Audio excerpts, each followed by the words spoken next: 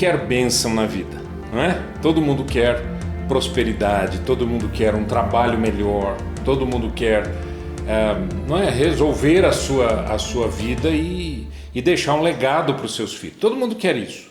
Eu quero falar hoje com você sobre os nossos limites, mas a abundância divina. Ou seja, como que é o contraste dessa bênção que vem de Deus para a nossa vida como homens, como líderes da nossa família, da nossa casa, e ao mesmo tempo nessa limitação nossa. Então a abundância de Deus é a nossa limitação. Vamos conversar um pouquinho sobre isso, lendo um texto aqui no livro de 2 Reis, capítulo 4, versos de 1 a 7.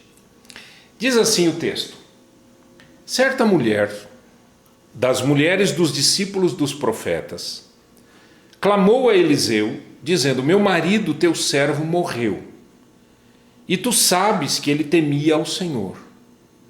É chegado o credor para levar meus 2 filhos para lhe serem escravos. Eliseu lhe perguntou: que te hei de fazer? Dize-me o que é que tens em casa. Ela respondeu: tua serva não tem nada em casa, senão uma botija de azeite. Então disse ele: vai, pede emprestadas vasilhas a todos os teus vizinhos, vasilhas vazias, não poucas. Então entra e fecha a porta sobre ti e sobre teus filhos, e deita o teu azeite em todas aquelas vasilhas. Ponha à parte a que estiver cheia. Partiu, pois, dele e fechou a porta sobre si e sobre seus filhos. Então lhe chegavam as vasilhas e ela as enchia. Cheias as vasilhas, disse ela a um dos filhos: chega-me aqui mais uma vasilha. Mas ele respondeu: não há mais vasilha. E o azeite parou. Então foi ela e fez saber ao homem de Deus. Ele disse: vai, vende o azeite, paga a tua dívida, e tu e teus filhos vivei do resto. Eu quero conversar com você sobre esses princípios que temos aqui. Existem princípios para uma vida cristã próspera nesse texto, e eu quero trazer para você, não é?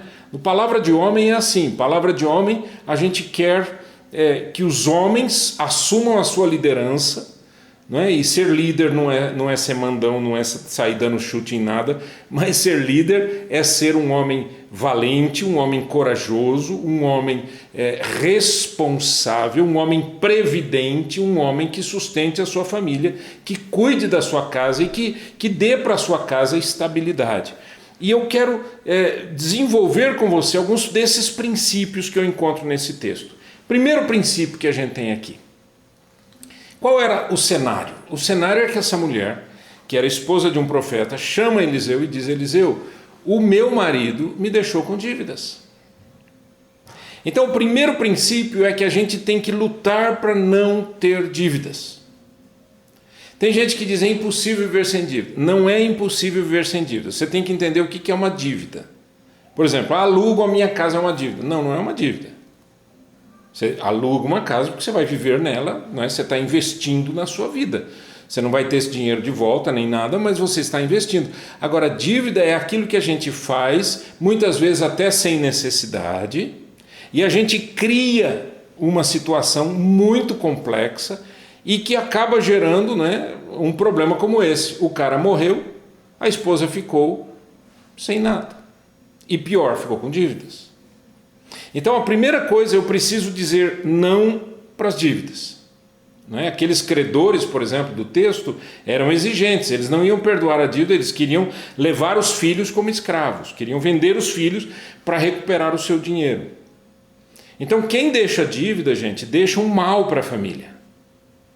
Quem deixa dívida cria um problema grave para a sua casa. Então é melhor viver uma vida mais simples e não ter dívidas, do que ter dívidas, viver uma vida abastada e depois deixar um legado de problemas, de dívidas e, não é, uma situação de instabilidade total para a família. Então preste atenção nisso. Vai cortando o que você pode das dívidas existentes. Vai cortando, né? E vai vendo como que você pode viver melhor. E ainda que você trabalhe mais e ganhe mais, você não precisa gastar mais. Cuidado com isso. Segundo princípio, inicie um restabelecimento da sua vida, inicie com aquilo que você tem. No versículo 2, Eliseu perguntou: o que te hei de fazer? Perguntando para a mulher: dize-me o que é que tens em casa. Ela respondeu: não tenho nada, eu só tenho uma botija de azeite. Eu tenho aqui uma botija de azeite. Esse azeite aqui é a única coisa que eu tenho e é a única coisa que, né? O que eu vou fazer? Não tenho nada, eu só tenho isso.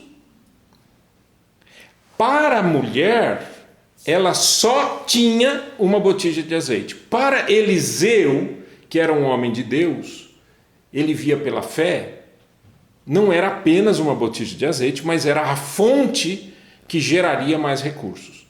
Sempre que você estiver iniciando um trabalho novo, iniciando um projeto novo, querendo empreender ou coisa parecida, parta daquilo que você tem. Né? Imagine que um amigo chega para você e diga assim: meu amigo, eu estou numa situação difícil, fui mandado embora, né? Eu estou com até a minha profissão está meio obsoleta, porque nessas mudanças todas, eu estou preocupado, o que eu faço? O que você diria para esse homem? Eu acho que uma das coisas que você diria para esse homem é: o que é que você sabe fazer? Ou seja, o que é que você tem? O que é que você sabe fazer que ainda você não descobriu que pode te render recursos, pode render um ganho? Lembra que quando Jesus Cristo multiplicou os pães e os peixes, e ele disse para os discípulos: o que é que vocês têm? Eles disseram: não tem nada, só tem aqui 5 pães e 2 peixinhos, mas o que é isso para essa multidão? Jesus disse: basta. Eu só quero que você ofereça aquilo que você tem. O que é que você tem, homem? O que é que você tem?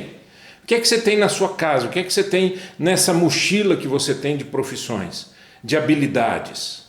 O que é que você tem? Você pode transformar isso em recurso para a sua casa, para a sua família. Né? Tem gente que só pensa naquelas profissões bem estabelecidas. Se eu não tiver, eu estou procurando emprego. Quando eu ouço uma pessoa dizer assim: faz 3 anos que eu estou desempregado procurando emprego, eu assusto. E eu fico pensando: gente, será que essa pessoa não tem absolutamente nada para fazer? O que a gente chama de bico. Com as suas habilidades, não tem uma habilidade, não tem uma botija de azeite em casa. O que é que você tem? É por aí que a gente começa. Terceiro ponto: não tenha medo de pedir ajuda. Olha o versículo 3. Vai, pede emprestadas vasilhas a todos os teus vizinhos. Vasilhas vazias, não poucas. Ou seja, eu vou num vizinho, você tem uma vasilha? Eu tenho uma. E o outro? Tem uma e o outro. Talvez tenha 2. E o outro tem mais uma. Então eu tenho que pedir ajuda para muita gente.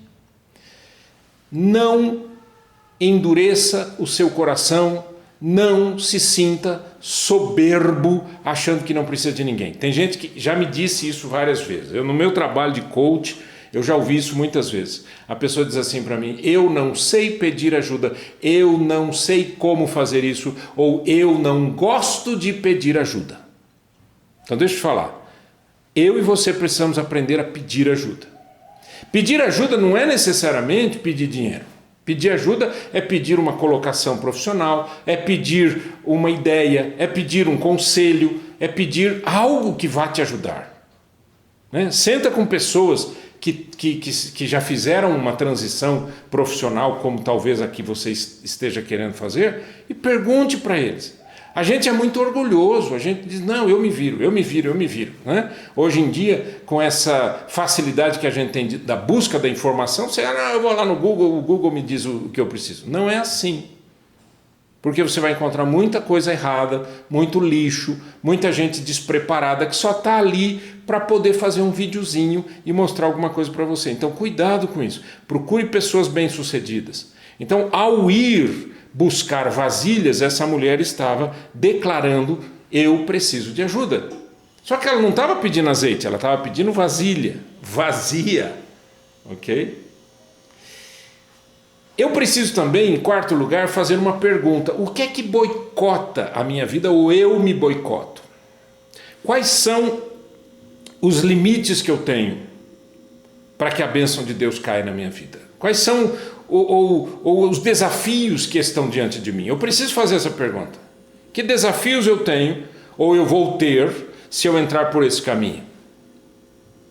O que aconteceu com aquela mulher? No versículo 6 diz a Bíblia que aquela mulher foi enchendo as vasilhas, você lembra? Ela chamou os filhos e eles foram enchendo as vasilhas, aquelas vasilhas que ela pediu ajuda, né?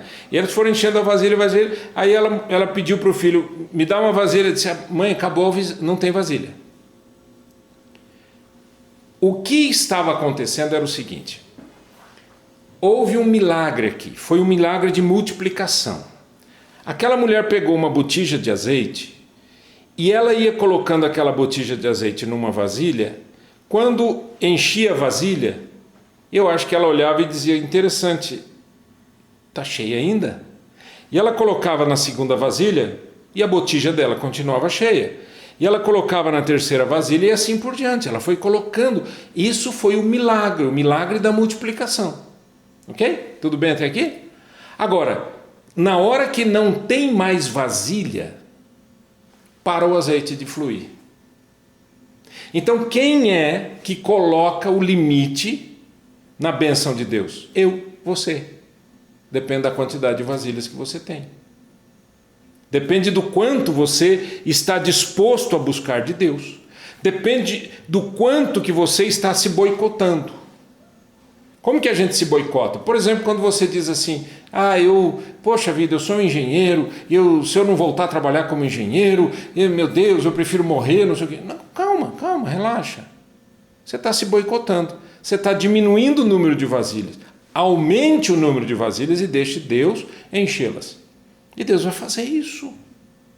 Eu não tenho dúvidas de que Deus vai fazer isso. Isso Ele tem feito durante a história, isso Ele tem feito na minha vida, Ele tem feito na vida de tanta gente.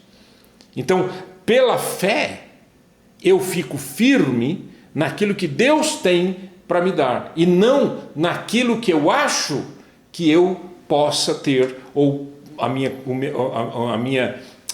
sabedoria ou o meu conhecimento, mas naquilo que Deus tem para me dar. Eu tenho que ficar firme nisso, no milagre de Deus.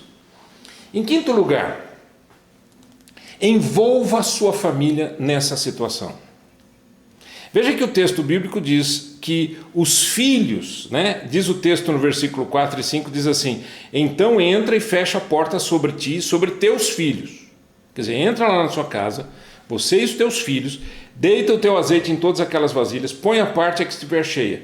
Partiu, pois, dele e fechou a porta sobre si e sobre seus filhos, estes lhe chegavam as vasilhas e ela as enchia. Esse foi um trabalho de família, não foi um trabalho da mulher. Sabe, nós os pais, muitas vezes, seguramos as questões e não compartilhamos com a família. Compartilhe com a família. Olha, nós vamos ter que cortar isso porque está faltando. Nós vamos ter que trabalhar juntos aqui. Olha, filharada, nós vamos ter que trabalhar também. Olha, vamos ver o que vocês podem fazer para ganhar também. Nós precisamos envolver a família nesse projeto. O milagre vem de Deus. Você tem que entender isso. O azeite que vai caindo, é o milagre de Deus. Esse eu não sei fazer, você não sabe fazer, ninguém sabe fazer. Só Deus pode fazer. Mas o estar ali, acompanhando, trazendo as vasilhas e estando com a família e pedindo ajuda, isso é meu dever. Eu preciso fazer isso. A minha fé é exatamente quando eu digo assim, eu sei que Deus tem o melhor para mim, portanto eu vou fazer o máximo possível. Eu vou me sacrificar, mas também a minha esposa vai se sacrificar e meus filhos vão se sacrificar. Nós vamos fazer isso como família, porque nós vamos vencer como família. Nós não vamos só passar um problema aqui como família, mas nós vamos vencer como família. E em último lugar, uma coisa interessante, versículo 7, quando aquela mulher, chegou para o profeta e disse, olha, acabaram as vasilhas e acabou o azeite, a mulher disse assim, o profeta disse assim, vai, vende o azeite e paga a tua dívida, e tu e teus filhos vivei do resto. Então, vende, paga, vivam do resto. O que é isso? Eu preciso compreender que quando eu começo a ter algum bem, alguma receita, algum dinheirinho que está entrando, eu preciso pagar dívida. Eu preciso me libertar do passado. O passado é escravizador, o passado é ditador, o passado ele destrói a vida da gente se a gente deixar. Então vai resolvendo, né? Eu sempre disse isso, foi uma experiência incrível que eu tive com um amigo uma vez, e ele disse: pastor, eu tenho uma situação difícil porque eu devo para muita gente. E eu não sei o que fazer porque eu não tenho como pagar. Eu disse: vai e converse com os credores. Ele foi conversando com um, conversando com o outro, falando a verdade. Eu não tenho, ou eu tenho um pouquinho só, eu só posso pagar isso, o que você me faz? Ele disse que vários credores disseram para ele: olha, só por causa da sua honestidade de vir aqui conversar comigo, você não deve mais nada, eu estou entendendo que a sua situação é difícil, você não vai ter condições de pagar, então você não me deve mais nada.